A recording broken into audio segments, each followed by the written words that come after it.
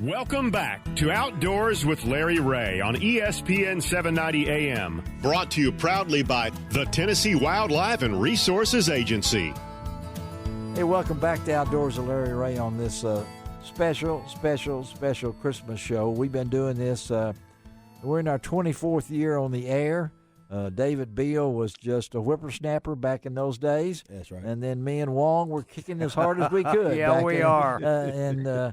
And this young lady is, Ron's already introduced her as Honey, so I don't know what. I didn't say that on air. No, he did, but I did. That's fine. She's pretty sweet. I know that, but it was always good to have Samantha Gay on with us over the years, and she adds a lot of class to this show, and I know when she holds up a fish, people look at her more than they do Ron. Absolutely. Okay? And, and the fish look bigger with her, Ron. She does a great job as part of the our Outdoors team. with Larry She Ray is team. part of our team, and so Merry Christmas to you, Samantha. How you doing? Thank you. Doing well. I hope you are. Well, we're doing really good, and I know when Ron talked to you, and appreciate you jumping on for this show, Christmas memories. Let's talk about you from your family side. You got some Christmas memories that stand out for us? Yes, sir. Well, mainly over the years, spending time with my family, like night before Christmas, and then spending the whole day with my family. On Christmas Day, I think the biggest memory I have as far as getting a Christmas present goes, I would think I'd have to be. I'd say I was about fourth grade, maybe about 9 or 10, and I got a 410 shotgun. You got a 410 shotgun? So tickled. Come on, 14 years old, a teenager with a 410 shotgun. A girl. Well, A girl. I might have been about 10. Yeah, You might have been about 10. Yes, sir. The boys didn't mess with you after a while, did they? I mean, they didn't mess with me already. Oh. Well, we'll talk about the fishing side of this, Samantha. A lot of folks, you've been on the show, and we appreciate you helping Ron do a lot of these interviews and things. What about the fishing side of your life? How did that develop? Ron's probably told me, but I think our listeners would like to know how you got into fishing. Well, my grandma, as young, yes, sir. My grandma, when she was young, actually, when she lost her mom, she kind of learned of the healing powers of fishing, and she taught every member of her family how to fish. Really? Yes, that's awesome. So it was nothing for her to pack us up in her station wagon, take a few 5-gallon buckets, and we'd go sit at a family's pond right down the road, and we'd sit there all day long and fish. And so that kind of generated that into you, but I know you weren't fishing for bass at that time. Well, I caught my first bass at 12. You caught your first bass at 12. Well, you had that 410 Yes, by then, so I mean, you know. Oh, yeah. First bass at 12. You still remember that then? Yeah. Oh yes, sir. 'Cause I was in I was with my dad at the hunting club about an hour from where we stay, and I pulled a little aluminum boat down to the pond with my 4-wheeler, and I was sitting there. Oh yes, sir. I had the only 4-wheel drive. Yeah. I had the only 4-wheel drive 4-wheeler in the neighborhood, so I had to pull all the boys out and everything. Then too. Is she not amazing? Yeah. I mean, just And, Samantha, one of the things that you do in the fishing industry now is to help kids. Really does. Tell our listeners a little bit about the Fishers of Kids Anglers Academy nonprofit that you started and the founder of. Yes, sir. Well, the Fishers of Kids, I started it as a way of providing free fishing experiences and gear to at-risk youth in my community.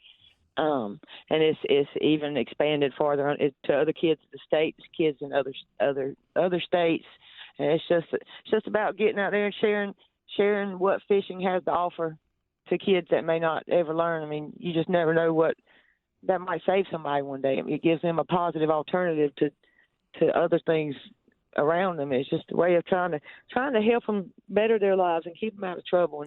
And hopefully, as I know, and again, fourth grade, I was kind of short and chubby, and I was a little tomboy, and fishing was where I felt comfortable. I fit in. I did, yes, sir. Yes. I didn't feel like anybody was judging me. I knew I was right there. I was in my element. When I was fishing, I was at peace, and I was just enjoying nature, and it brought like I said, a sense of peace that nothing else. And when you do these events, you give each one of those kids a tackle pack and a rod and reel, so they get something. Yes, sir.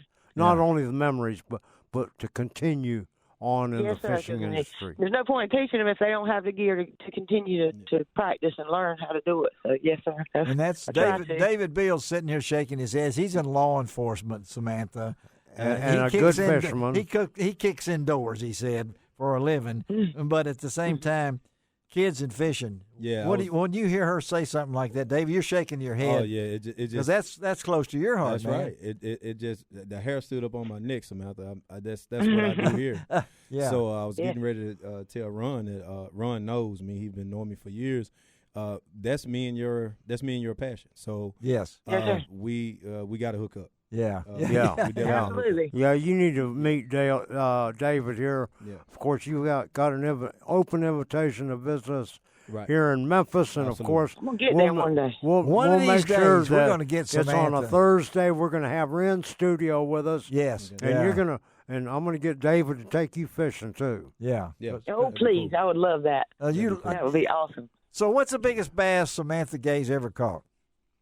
714.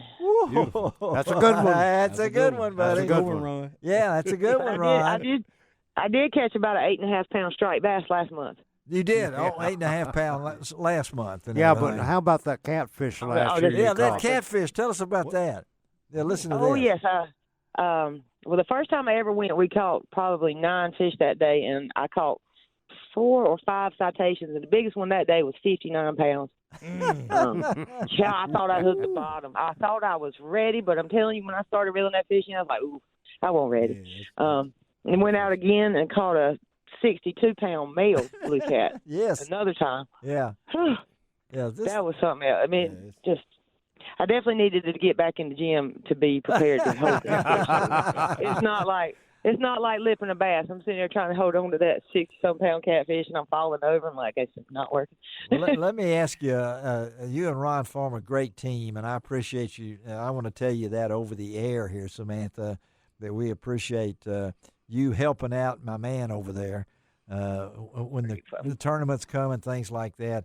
I know you get a good reception, better than Ron. Okay, but absolutely, it looks like you really have fun at these things, don't you, Samantha? I mean, yes, sir, I do. Now, let me just tell you, though, everybody knows Ron and loves Ron. So I'm grateful for him to introduce me to as many people as he has.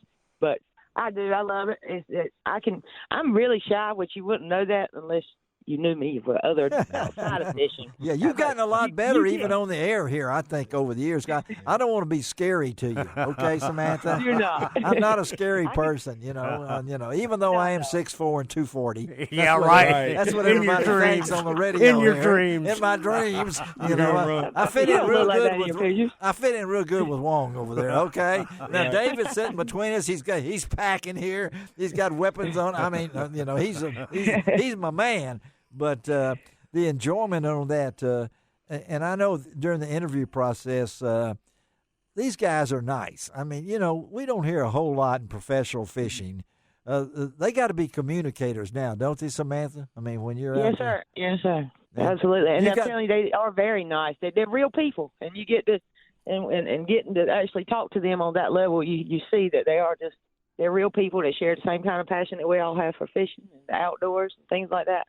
What about your favorite? Now, I'm not going to put you on the spot. If you had to name your favorite bass fisherman, Bill Dance. Oh, you start out with Mr. Dance. Okay. Bill Dance, yes, sir. He listens to this show. He listens to this show. Other than his hat, I get along with him good. That's right. Okay, but yeah, he is what he is, isn't he? I mean, yes, sir. But you run into people that.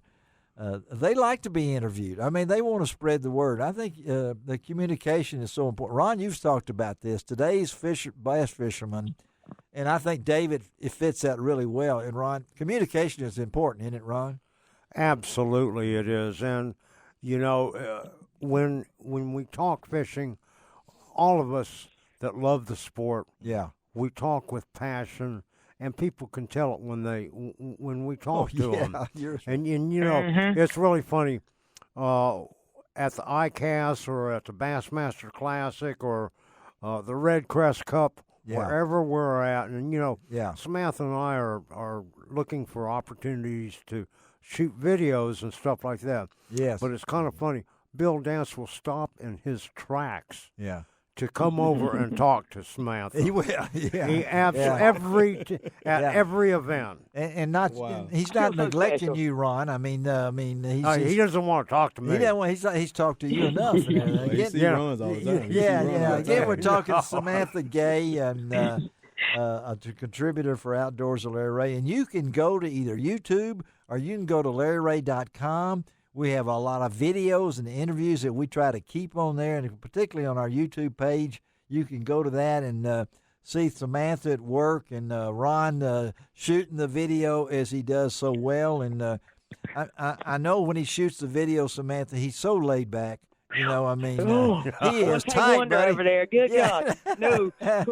He wants you. He is a one-take wonder, though. No, he is a one-take wonder. I've never thought about that. We got to get him a new nickname, Ron, the one-take wonder Wong. That's right. That that's it. That's a good nickname, Ron. You want that? You want that nickname? Yeah. We'll stick it with that. But anyway, Samantha, thank you for taking time to be with us on this special Christmas show, and Merry Christmas to you and a Happy New Year, and look forward to you helping out wrong again next year, okay, girl? All right? All right. Thank you so much for having me. I enjoyed it. Merry Christmas. Have a Merry Merry Christmas to you. All right, Samantha Gay. Thank you. Thank you, Samantha. And we laugh and cut up a lot, but they are such an important part of Outdoors with Larry Ray with our videos and interviews and things like that. So we're going to take our last break of the morning and come back and Gosh, Ron? I wish you had your glasses like me. Well, I do, but they're in the car. Yeah, and, mine are also. And we may take a picture with the glass anyway later on. But we're going to come right back and talk to Bill Waller.